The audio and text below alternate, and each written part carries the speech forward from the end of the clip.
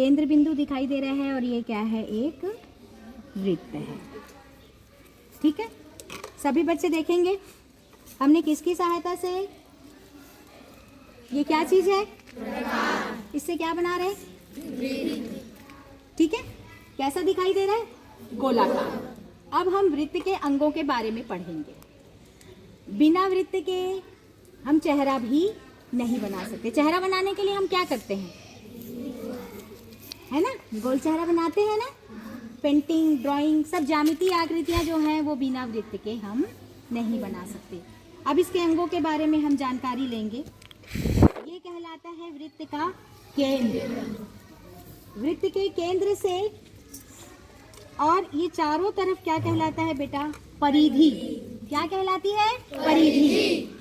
परिधि से, ये केंद्र से लेकर परिधि तक की बीच की दूरी क्या कहलाती है, त्रिज्या। समझ में आया, ये कहलाती है आपकी त्रिज्या। ठीक है, तो ये अंग है किसके, वृत्त के। इतना समझ में आ गया। बीच वाला क्या कहलाता है, यहाँ से परिधि तक के, केंद्र से परिधि तक की दूरी क्या कहलाती है, त्रिज्या।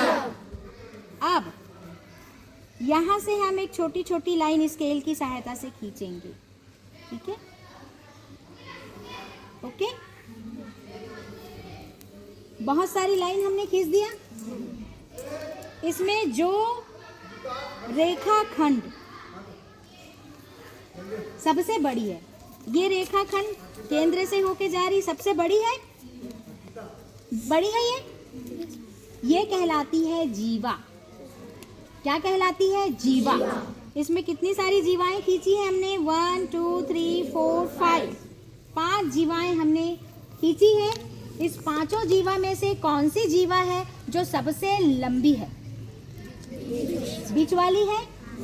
तो जो जीवा सबसे लंबी होती है और केंद्र से होकर जाती है वो क्या कहलाती है, आपकी जीवा कहलाती है, या इसे हम क्या कहते हैं, व्यास भी कहते हैं। क्या कहते हैं बेटा, व्यास।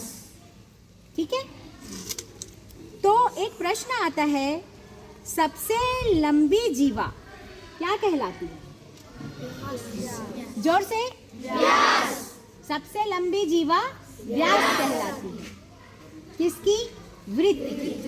और वो कहाँ से होकर गुजरती है, केंद्र से होकर गुजरती है। अब एक चीज और है, यहाँ पर आप देख रहे हैं इधर भी एक त्रिज्या जा रही है, इधर भी एक त्रिज्या जा रही है, 2 त्रिज्या जा रही है। यदि मैं त्रिज्या को बोलूं R, ठीक है, इधर भी एक ठो R, तो यहाँ पे क्या हुआ बेटा, 2R बराबर हो जाएगा, होगा कि नहीं होगा। यहाँ से यहाँ तक 1R, यहाँ से यहाँ तक 1R, कितने R हुए, 2R। ये दोनों R बराबर किसके होंगे, व्यास। ठीक है, व्यास बराबर क्या हो जाएगा बेटा, व्यास बराबर 2R। ठीक है, इतना समझ में आया। अब हम आगे चलते हैं, इसी में ही व्यास बराबर होता है, इसको और दूसरे तरीके से क्या बोल सकते हैं, व्यास त्रिज्या की 2 गुनी होती है। व्यास त्रिज्या की 2 गुनी होती है।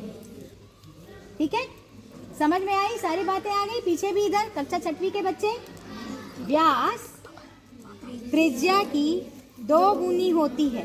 यहाँ पे 2 और R के बीच में कोई भी चिन्ह नहीं दिया है, इसका मतलब क्या है, ये 2 गुणित R, 2 गुणित R।